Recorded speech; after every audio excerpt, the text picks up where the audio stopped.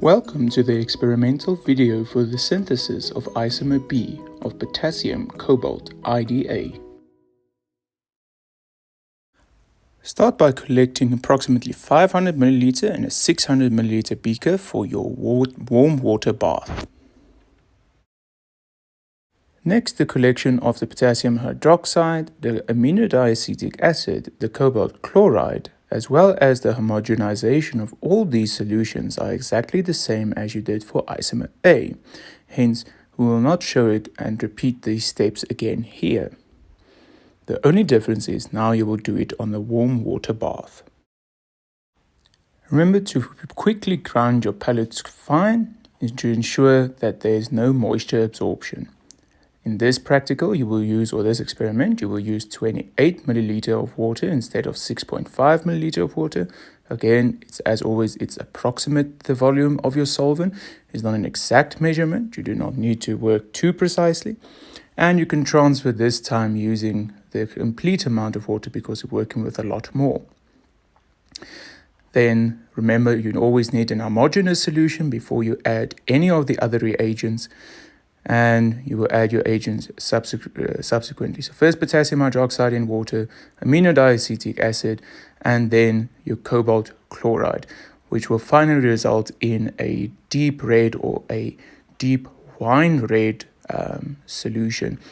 And always ensure that each step your solution is homogenized before proceeding to the next step.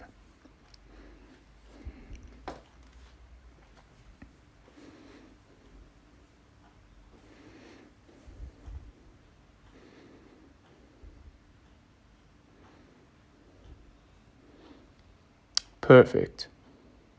Now you will submerge your reaction vessel in your warm water bath, which is approximately at probably about 90 degrees Celsius, just slightly below boiling.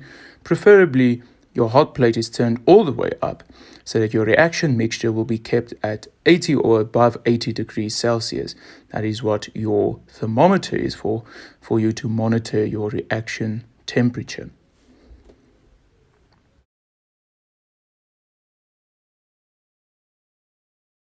We now need to collect 1 milliliter of 30% hydrogen peroxide.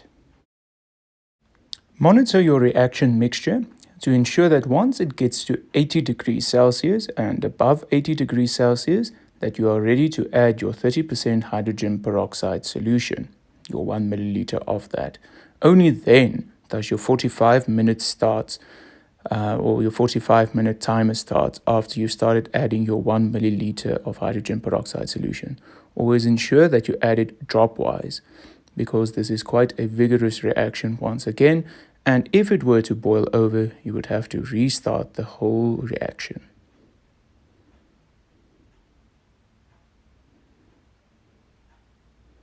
You can add it even slower than that we did this in this experimental video, because you see we had quite a vigorous reaction.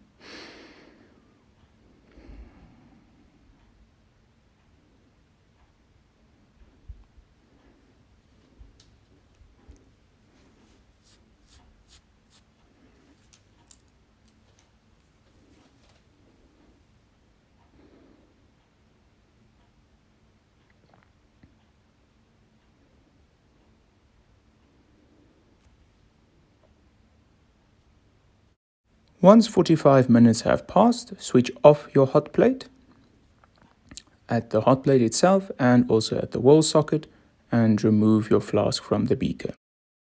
After you have removed your reaction vessel from the heat, place it immediately into an ice bath. This will allow for crystallization to quickly occur and for your product to form. Collect a small amount of ethanol, which will be cooled for washing purposes, alongside your flask in your ice bath.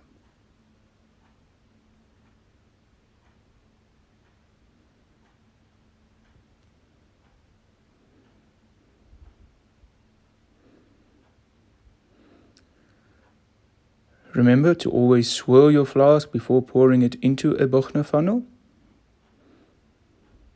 And then you can always use your ethanol for use for washing to rinse out your reagent flask to transfer all your product to your Buchner funnel. Finally, wash with some additional ethanol if you deem it necessary. And your isomer B should be a dark orange. Not brown. Brown is not a color. Dark orange is definitely a color. Again, allow to air dry. Do not place in an oven. Do not place on a hot plate. Always air dry your product, specifically for this experiment.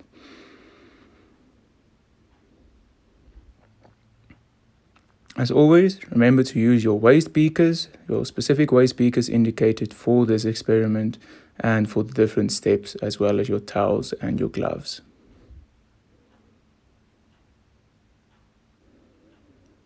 Here's your two products, your isomer A to the left and your isomer B to the right, your purple and your dark orange on the right. Thank you for watching.